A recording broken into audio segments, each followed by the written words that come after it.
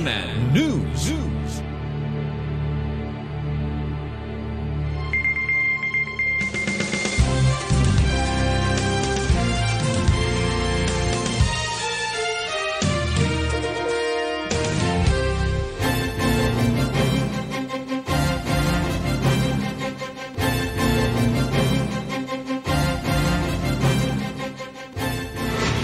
CNN Live Nationwide.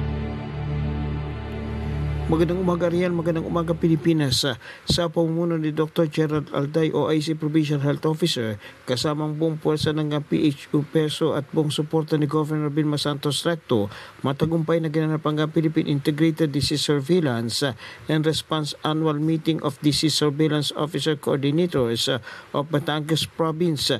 Dinaluhan ito ng mga disease surveillance officers at coordinators ng iba't ibang local epidemiology and surveillance units, district and government at public and private hospital.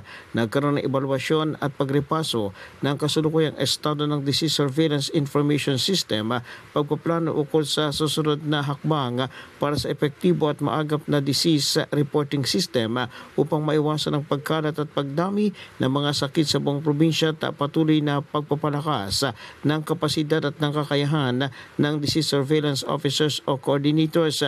Nagbigay parangal sa mga natatanging lesos at mga individual na nakaabot ng mataas na pamantayan o batayan o kriteria ukol sa tamang pagre-report at pag-aanalisa sa isang kaso o sakit, pati na rin sa aktibong pakikilahok sa mga gawaing pangkalusugan para sa mga Batanggenyo. Mula sa DWAL-FM 95.9, ito si Renz Belda ng CMN Batangas, nag-uulat live para sa CMN Pilipinas. CNN Live Nationwide.